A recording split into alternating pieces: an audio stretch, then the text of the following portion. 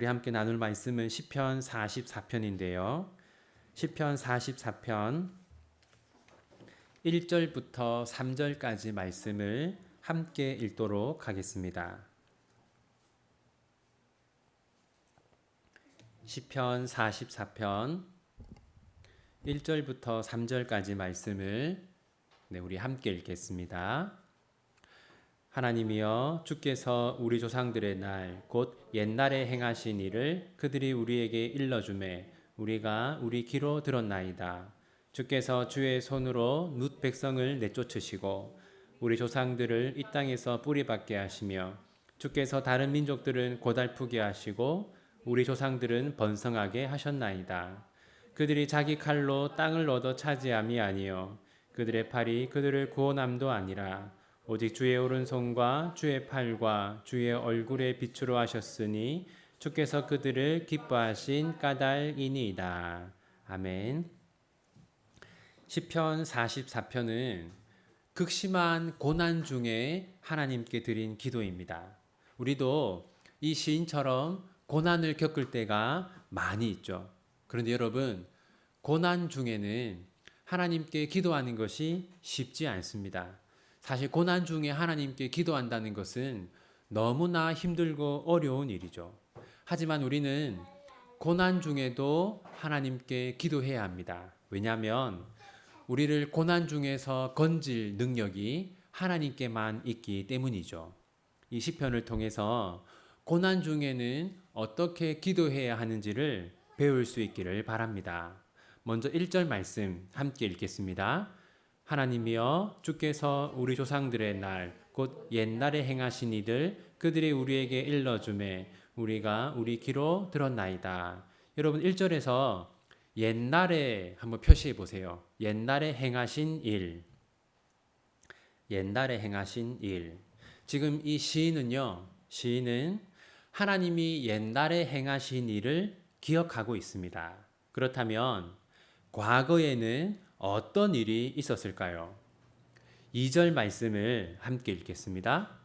주께서 주의 손으로 뭇 백성을 내쫓으시고 우리 조상들을 이 땅에 뿌리박게 하시며 주께서 다른 민족들은 고달프게 하시고 우리 조상들은 번성하게 하셨나이다. 여러분, 거기 2절에서요. 뭇 백성을 내쫓으시고 한번 표시해 보세요. 이것은 하나님이 여호수아를 통해서 가나안 원주민들을 쫓아낸 것을 말하는 것입니다. 하나님은 가나안 원주민들을 쫓아내시고 가나안 땅을 이스라엘 백성들에게 선물로 주셨습니다. 그렇다면 여호수아가 가나안 정복 전쟁에서 승리할 수 있었던 비결은 무엇일까요? 3절 함께 읽겠습니다. 그들이 자기 칼로 땅을 얻어 차지함이 아니요 그들의 팔이 그들을 구원함도 아니라 오직 주의 오른손과 주의 팔과 주의 얼굴에 빛으로 하셨으니 주께서 그들을 기뻐하신 까닭이니이다. 여러분, 거기 보면 자기 칼이 아니다, 그들의 팔도 아니다 이렇게 말하죠. 이 말은 이스라엘이 군사력으로 승리한 게 아니다라는 겁니다. 거기 3절에서요. 오직 주의 오른손과, 무슨 말입니까? 하나님의 은혜로 승리했다라는 것이죠. 여호수아가 승리할 수 있었던 것은 이스라엘의 군사력이 강해서가 아니라 하나님의 은혜였습니다. 1절부터 3절까지는 여러분 언제 있었던 일입니까? 옛날에, 과거에 있었던 일이죠. 지금 시인은 과거를 생각하고 있습니다. 그렇다면 여러분, 지금은 어떤 일이 일어나고 있을까요? 9절 함께 읽겠습니다. 그러나 이제는 주께서 우리를 버려 욕을 당하게 하시고 우리 군대와 함께 나아가지 아니하시나이다. 여러분, 9절에서 그러나 이제는 한번 표시해 보세요. 그러나 이제는 이렇게 시작하니까 지금은 어떻다는 겁니까? 과거와 정반대라는 거죠. 과거에는 하나님이 어떻게 하셨어요? 이스라엘을 도와주셨어요. 그런데 지금은 하나님이 어떻게 하십니까? 돕지 않으십니다. 그러면 어떤 결과가 나타났을까요? 9절 함께 읽겠습니다. 그러나 이제는 주께서 우리를 버려 욕을 당하게 하시고 우리 군대와 함께 나아가지 아니하시나이다. 여러분 거기서 욕을 당하게 하시고 한번 표시해 보세요. 하나님이 이스라엘을 돕지 않으시니까 이스라엘은 전쟁에서 어떻게 되었다는 겁니까? 패배했다라는 거죠. 그런데 그것만이 아닙니다. 12절 함께 읽겠습니다. 주께서 주의 백성을 헐값으로 파시며 그들을 판 값으로 이익을 얻지 못하셨나이다. 거기 보시면요.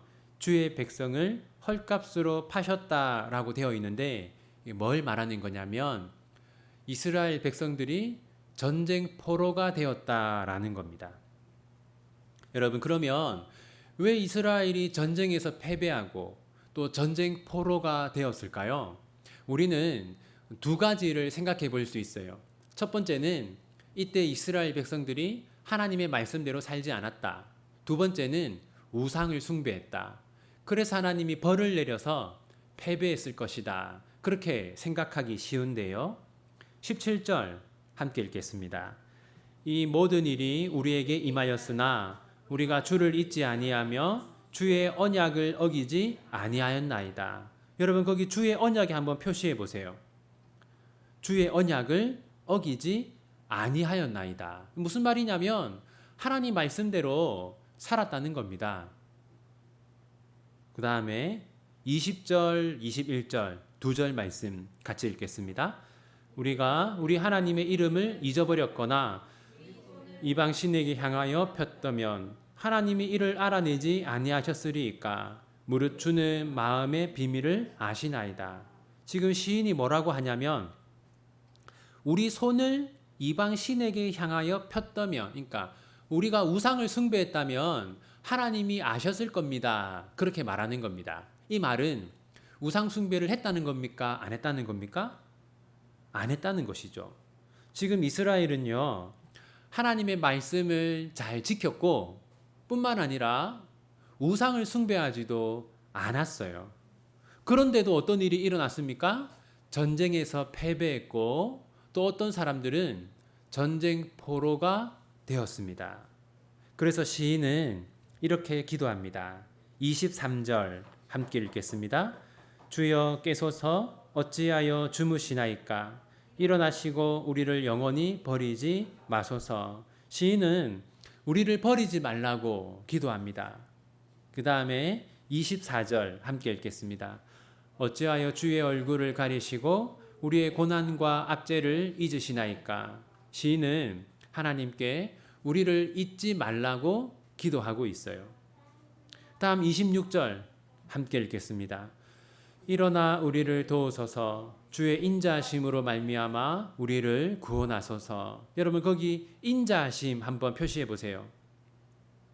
하나님은 자비로우시니 우리를 도와주십시오. 그렇게 기도하고 있습니다.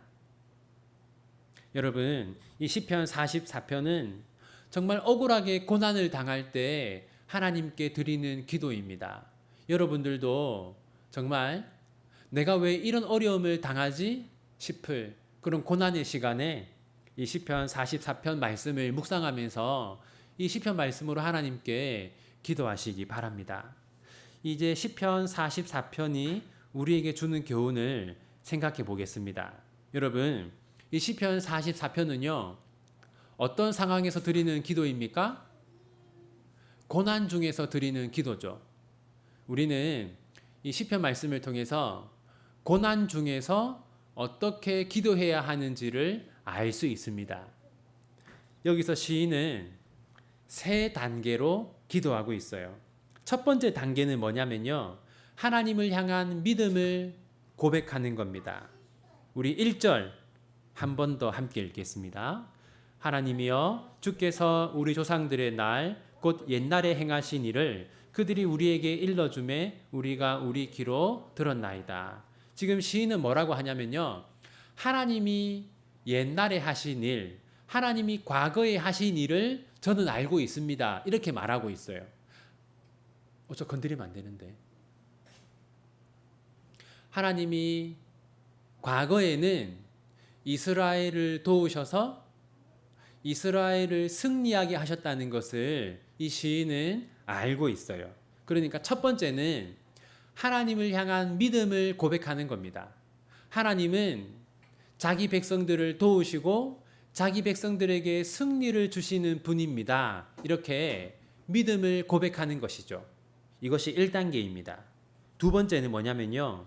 두 번째는 하나님께 고통을 솔직하게 고백하는 겁니다. 9절 함께 읽겠습니다. 그러나 이제는 주께서 우리를 버려 욕을 당하게 하시고 우리 군대와 함께 나아가지 아니하시나이다. 지금 시인은 자신이 당하는 고통을 하나님께 솔직하게 말하고 있어요. 하나님 우리와 함께 나가지 않으십니다. 하나님 우리를 도와주시지 않으십니다. 이건 간단하게 말하면 불평이죠. 불평. 여러분 중요한 게 뭐냐면요. 우리는 주로 누구에게 불만을 쏟아 놓습니까? 사람에게 우리의 불만을 쏟아 놓죠. 그런데 이 시인은 어떻게 합니까? 사람이 아니라 하나님께 자신의 고통과 불만을 쏟아 놓고 있습니다. 왜 하나님 우리와 함께 전쟁터로 나아가지 않으십니까? 이렇게 하나님께 불만을 쏟아내고 있어요. 세 번째, 그럼에도 불구하고 하나님께 도움을 구하는 겁니다. 23절 함께 읽겠습니다. 주여 깨소서 어찌하여 주무시나이까? 일어나시고 우리를 영원히 버리지 마소서. 세 번째 단계는 내가 고난을 겪고 있지만 그럼에도 불구하고 하나님께 기도하는 겁니다. 왜냐하면요, 여러분, 우리를 고난에서 건지실 능력은 누구에게만 있습니까? 하나님께만 있습니다. 그렇기 때문에 우리에게 고난을 허락하신 분이 하나님이라면 우리를 고난에서 건지실 분도 하나님이라는 믿음으로 우리는 하나님께 기도해야 하는 거죠. 정리하면 우리는 고난 중에서 다음과 같이 기도해야 합니다. 첫 번째는 우리의 믿음을 고백하는 겁니다. 두 번째는 사람이 아니라 하나님께 불평하는 겁니다. 세 번째는 그럼에도 불구하고 하나님께 도움을 구하는 겁니다. 예를 들어서 우리가 가장 흔하게 당하는 고난이 어떤 육신의 고통, 질병의 고난이라고 할 수 있겠죠. 우리가 어떤 상처와 사고와 질병으로 아픔을 겪고 있다면 그때 우리가 이렇게 기도할 수 있겠죠. 첫 번째는 믿음을 고백하는 겁니다. 하나님은 우리를 고치시는 하나님이라는 것을 믿습니다. 두 번째는 하나님께 불만을 쏟아놓는 거죠. 하나님, 제가 지금 너무나 아프고 힘이 듭니다. 세 번째는 하나님께 간구하는 겁니다. 하나님만이 저를 고쳐주실 수 있습니다. 또 만약 우리가 경제적인 고난을 겪고 있다. 그러면 어떻게 또 기도할 수 있겠습니까? 첫 번째는 이제 우리의 믿음을 고백하는 거죠. 하나님은 우리에게 필요한 것을 공급해 주시는 분임을 믿습니다. 두 번째는 하나님께 불만을 쏟아내는 겁니다. 그런데 하나님, 저는 지금 너무나 큰 경제적 어려움을 겪고 있습니다. 세 번째는 간구하는 것이죠. 하나님만이 이 어려움에서 저를 건져 주실 수 있습니다. 저를 도와주십시오. 이렇게 기도하는 겁니다. 바로 이것이 우리가 고난을 겪고 있을 때 하나님께 기도로 나아가는 방법입니다. 사랑하는 우리 비전교회 성도 여러분, 여러분이 지금 겪고 있는 고난 속에서 기도하는 것이 너무 힘들지라도 이렇게 이 시편 44편과 같은 기도로 하나님께 나아가고 하나님께 기도하여서 하나님이 주시는 은혜와 위로를 충만히 누리는 여러분들 되시기를 바랍니다. 우리 함께 말씀 붙들고 하나님께 기도하겠습니다.